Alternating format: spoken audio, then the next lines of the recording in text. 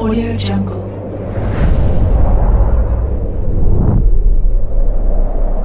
Yo, balik lagi bersama Mimin di Manhwa TV. Kali ini kita akan lanjutkan pembahasan dari cerita After Improper Leaking a Dog, I Became a Billionaire. Mimin infokan kembali bagi teman-teman yang ingin menonton video terbaru lebih cepat, silahkan bergabung menjadi member di channel ini dengan biaya 5k per bulannya. Jika tidak, teman-teman bisa bersabar lebih dulu selama 2-3 hari untuk menonton video terbarunya. Tanpa berlama-lama, yuk kita masuk ke disclaimer dulu.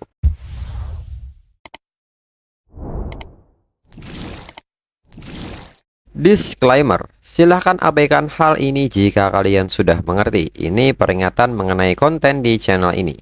Video ini berisi alur cerita komik yang mempermudah bagi teman-teman untuk mengetahui isi ceritanya dan memahami alur ceritanya. Jika ada kesamaan tokoh, tempat, maupun isu yang sedang hangat, itu benar-benar tidak disengaja. Dan peringatan bagi teman-teman untuk tidak mencontoh atau meniru perkataan maupun perbuatan yang tidak baik yang ada di video ini, karena cerita ini hanyalah fiktif belaka. Jika mengerti, yuk kita masuk ke ceritanya. Dengan tindakan si Yang Ying ini hanya merusak reputasinya sendiri.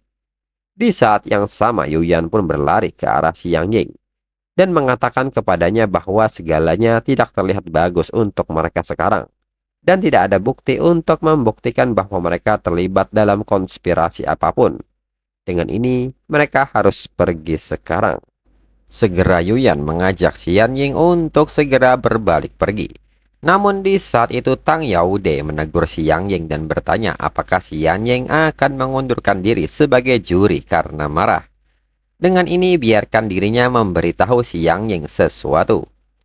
Jika si Yan Ying mengundurkan diri secara sepihak dari perannya sebagai juri, membayar denda adalah masalah kecil. Masalah sebenarnya adalah kerusakan permanen pada reputasi rumah si Yaoyi. Tang Yaude pun menyarankan agar si Yan Ying memikirkannya dengan hati-hati. Dan bahkan jika si Yan Ying berhenti, mereka akan mencari juri yang lain. Itu tidak akan merugikan kompetisi sedikit pun. Si Yan Ying pun nampak kesal mendengarnya. Namun si Yan Ying berusaha keras untuk tidak meresponnya dan memilih pergi untuk meninggalkannya. Lalu sesampainya di kediaman keluarga Xiao, menurut Yuyan, karena kompetisi tak disiarkan secara langsung dan ditonton banyak orang, kejadian ini dengan cepat menjadi viral dan menjadi topik yang sedang tren. Saat ini, opini publik tentang rumah si Yaoyi di online sangat buruk. Bahkan ada kampanye untuk tidak makan di rumah si Yaoyi lagi. Tang Yaude dan Yen Lian selama wawancara bahkan berani mengatakan bahwa mereka mengharapkan si Yan Ying untuk bertindak secara profesional, adil, dan tidak memihak pada penjurian berikutnya. Mendengar hal ini, si Yan Ying pun sangat marah dan menyebut mereka berdua sebagai jajingan hingga melampiaskan emosinya pada barang-barang yang ada di rumah. Kemudian si Yan Ying pun bertanya apakah Yuyan menemukan sesuatu. Yuyan pun menyebut bahwa dirinya berhasil mendapatkan beberapa informasi. Kontes ini sama sekali tidak dinilai berdasarkan keahlian kuliner. Di balik layar, ini semua tentang suap dan mendapatkan poin. Semakin banyak uang yang dibayar pemilik restoran, semakin tinggi poin mereka. Oleh karena itu, persaingan ini secara diam-diam dikendalikan oleh koalisi korporasi restoran besar yang bekerja sama dalam persekongkolan. Mereka tidak bisa melawan begitu banyak nama besar. Si Yan Ying pun sangat kaget mendengarnya dan mengatakan bahwa seharusnya dirinya tidak pernah setuju untuk menjadi juri. Rumah si Yaoyi baru saja mulai pulih, dan sekarang dirinya malah menghancurkan segalanya. Dirinya telah mengecewakan ayahnya. Si Yang Yu pun mencoba menenangkan kakaknya dan menyebut bahwa ini semua bukan salahnya. Orang-orang itu sudah keterlaluan. Ayah akan selalu mendukung si Yan Ying apapun yang terjadi dari surga. Dan di saat itulah si Yang Yu berinisiatif untuk mencari Lin Xin. Namun di saat itu si Yan Ying melarang si Yang Yu karena ini adalah masalah keluarga. Mengapa harus membawanya masuk ke dalam? Si Yang Yu pun menyebut bahwa Lin Xin adalah investor di rumah si Yaoyi. Jadi tentu saja mereka harus mencarinya. Selain itu Lin Xin kaya dan berkuasa. Jadi dia pasti akan mampu menemukan cara untuk menyelesaikan masalah ini. Namun si Yanying menyebut bahwa Lin Xin hanyalah seorang investor. Dia tidak menjalankan bisnis. Si Yanying pun menekankan bahwa dirinya akan mengatasinya sendiri. Ayah mempercayakan rumah si Yaoye padanya, dan dirinya akan menjaga nama baiknya. Dirinya tidak akan mengecewakannya. Untuk itu jangan beritahu kepada Lin Xin. Namun si Yang Yu masih ingin mendebat si Yang Ying, akan tetapi si Yang Ying tidak ada kata tapi lagi dan meminta si Yang Yu untuk pergi beristirahat karena sudah malam, serta meminta mereka untuk keluar dari kamarnya. Si Yang Ying pun menyebut bahwa untuk beberapa hari ke depan mereka harus menjauh dari kamarnya. Dirinya butuh waktu untuk berpikir. Si Yang Yu pun meminta kakaknya untuk membuka pintunya, namun tidak direspon lagi. Lalu kembali ke waktu sekarang. Lin Xin yang mendengar cerita ini menyebut bahwa banyak hal yang terjadi, dari kompetisi takcep, suap poin hingga reputasi rumah si Yaoyi yang hancur. Si Yang Yu mengatakan bahwa itu sudah 2 hari, dan si Yang Ying masih tidak mau keluar atau membiarkan siapapun masuk. Dirinya benar-benar khawatir padanya. Lin Xin pun meminta si Yang Yu untuk tidak khawatir. Si Yang Ying tidak akan mati kelaparan di dalam ruangan. Dirinya akan pergi menemuinya. Si Yang Yu pun lega mendengarnya. Dengan Lin Xin di sini, dirinya merasa tidak ada masalah yang terlalu besar dan seketika mencium Lin Xin. Lin Xin pun mengatakan bahwa gadis kecil tidak seharusnya mencium orang sembarangan. Namun si Yang Yu menyebut bahwa Lin Xin bukan orang sembarangan. Lalu Yuyan pun menyambut mereka dan mengatakan kepada Lin Xin bahwa si Yan Ying telah mengunci diri di kamar di lantai atas. Dia belum tahu kalau Lin Xin datang. Lin Xin pun merasa itu bagus dan biarkan si Yan Ying tidak mengetahuinya. Lalu kini Yuyan pun mengetuk pintunya dan meminta si Yang Ying untuk membukakan pintu. Namun si Yang Ying sendiri tidak ingin menemui siapapun. Namun Lin Xin pun seketika menyebut bahwa si Yan Ying tidak dapat memutuskan hal itu dan seketika mendobrak pintunya. Dan nyatanya si Yan Ying sendiri tengah menangis. Lin Xin pun bertanya apakah si Yan Ying sedang menangis. Si Yan Ying pun menyebut bahwa itu bukan urusan Lin Xin. Lin Xin pun mengatakan jika si Yan Ying menyerah begitu saja, si Yan Ying akan jatuh ke dalam perangkap si bersaudara. Si Yan Ying pun seketika kaget mendengar kata si bersaudara dan bertanya apa maksud Lin Xin. Menurut Lin Xin, masalah ini tercium bau konspirasi dari awal sampai akhir. Jadi dirinya meminta tim pertas temannya untuk menyelidikinya. Dan seperti yang diharapkan, Tang Yaude hanyalah boneka. Dalang sesungguhnya adalah si bersaudara. Mereka gagal membeli rumah si Yaoye sebelumnya. Dan sekarang mereka mencoba menghancurkannya. Mendengar hal ini, si Yan Ying pun sangat marah dan akan melaporkan mereka ke polisi. Lin Xin pun seketika bertanya keinginan si Yan Ying yang melapor ke polisi. Apakah si Yan Ying punya bukti? Si Yan Ying pun menyebut bahwa bukankah barusan Lin Xin baru saja bilang kalau Lin Xin menemukan bukti. Lin Xin pun menyebut bahwa dirinya melakukannya. Namun dirinya tidak pernah mengatakan akan memberikannya secara cuma-cuma. Si Yan Ying pun seketika bertanya apa yang Lin Xin inginkan. Lin Xin pun seketika meminta si Yan Ying untuk memperhatikan nada bicaranya. Dan seketika dengan malu-malu si Yan Ying memanggil Lin Xin dengan sebutan bos. Dan kembali bertanya dengan sopan kepada Lin Xin. Apa perlu dirinya lakukan agar Lin Xin bisa menyerahkan buktinya. Lin Xin pun seketika bersemangat mendengar nada bicara dari si Yan Ying. Lalu Lin Xin pun menyebut bahwa dirinya lapar dan masak sesuatu untuknya. Namun sebelum itu isi dulu perut si Yan Ying. Namun si Yan Ying pun menyebut bahwa dirinya tidak bisa memasak. Lin Xin pun meminta si Yan Ying untuk belajar dan lakukan sekarang. Si Yan Ying pun pada akhirnya hanya bisa menuruti kemauan Lin Xin. Dalam pikiran si Yan Ying, Lin Xin hanya ingin melihat dirinya mempermalukan dirinya sendiri. Lin Xin mungkin akan mencemooh masakannya dan menyebutnya tidak berharga. Tapi demi keluarga si Yaoyi, penghinaan kecil itu tidak ada artinya. Lalu saat ini mereka pun menuju sebuah dapur. Dan Lin Xin nampak takjub karena dapur mereka sangat besar. Si Yanying pun menyebut bahwa ayahnya senang memasak semua jenis piring untuk mereka. Jadi dia mengubah setengah dari rumah ke dapur. Ini hanya area satu. Ada dua bagian lagi di dalamnya. Ditambah ruang penyimpanan besar dengan lebih dari 2000 jenis bahan domestik dan internasional. Dengan ini dirinya akan mulai sekarang. Si Yanying pun bertanya apakah Lin Xin hanya akan berdiri di sana dan menonton. Dan nyatanya Lin Xin meminta si Yang Yu untuk mengajaknya berkeliling di dapur. Si Yang Yu pun dengan senang hati melakukannya. Mereka memiliki banyak barang di dapur mereka, termasuk banyak peralatan dapur dan bahan-bahan yang menarik. Namun tiba-tiba Lin Xin dan si Yang Yu mendengar sebuah teriakan. Dan ternyata si Yanying sedang tertimpa pintu kulkas. Lin Xin yang melihat hal ini mengingat sesuatu dari apa yang dirinya amati. Seharusnya ada buku sihir di dalam peti harta karun ini. Namun Lin Xin segera menghentikan pikiran aneh ini. Lalu Lin Xin pun mendekat dan menawarkan bantuannya. Si Yanying sendiri merasa malu banget dilihat Lin Xin seperti ini. Si Yanying pun mengatakan bahwa dirinya tidak butuh bantuan Lin Xin. Dirinya bisa bangun sendiri. Namun menurut Lin Xin, jika si Yanying bisa bangun, maka si Yanying sudah melakukannya. Lin Xin pun meminta si Yanying untuk menahannya sebentar. Dirinya akan menyingkirkan benda berat itu dari si Yanying. Lalu Lin Xin pun bertanya apakah si Yanying masih baik-baik saja. Apakah ada yang sakit dan apakah si Yanying bisa bernapas dengan benar. Lalu di saat itu si Yanying pun bertanya, apakah dirinya tidak berguna?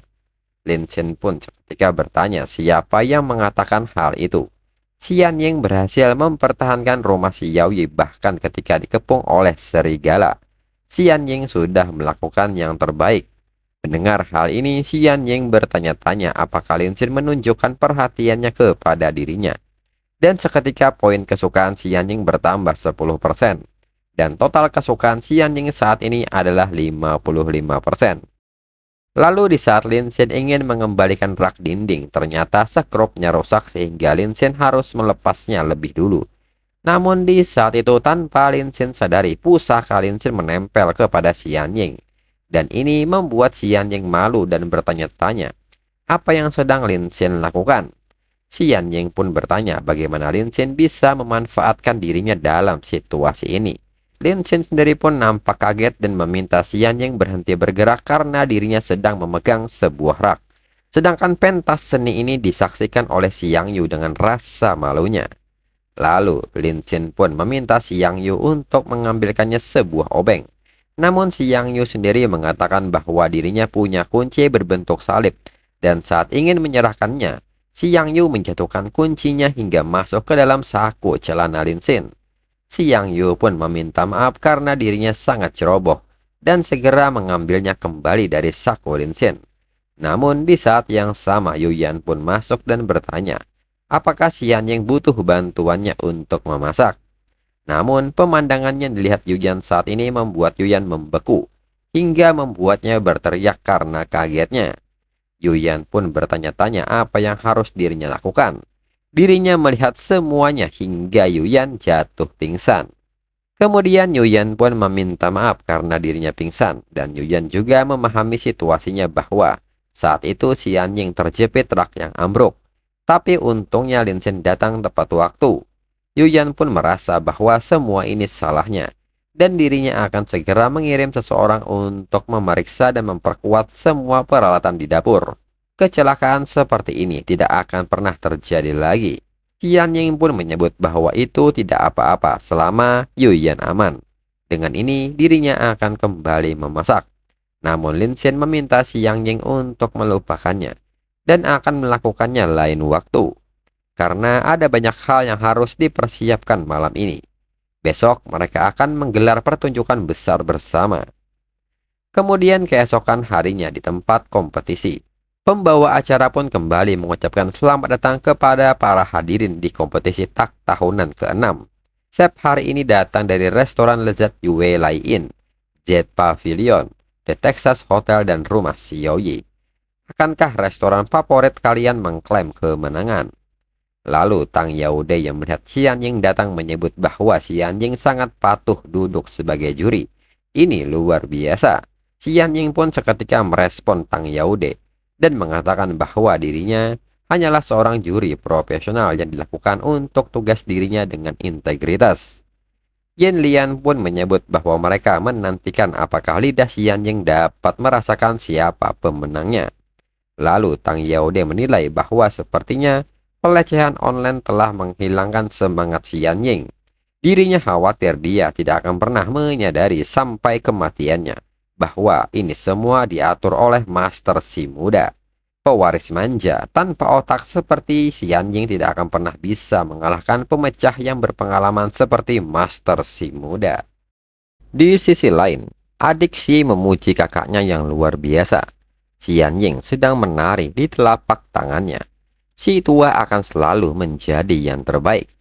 Setelah rumah Xiao Ye runtuh, Xiang Yu akan menjadi miliknya. Si tua pun menyebut bahwa si muda sangat bodoh. Ambisinya terlalu kecil. Ketika rumah Xiao Ye jatuh, bukan hanya Xiang Yu yang terpengaruh. Sebaliknya, kedua saudara perempuan itu menjadi mainan mereka di waktu yang sama. Mereka bisa bermain dengan dua saudara cantik ini sesuka mereka. Kembali ke kompetisi.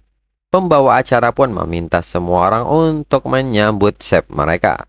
Menurut Lin Xin, ini adalah sebuah kebetulan bahwa rumah Xiao Ye memiliki koki lain yang berpartisipasi dalam kompetisi ini. Karena staf venue juga disediakan oleh rumah Xiao Ye, tidak ada yang akan melihat dirinya menggantikannya. Kemudian pembawa acara memberitahu bahwa tema kali ini adalah shawarma. Shawarma mungkin tampak sederhana karena berpasangan dengan hampir semua hal.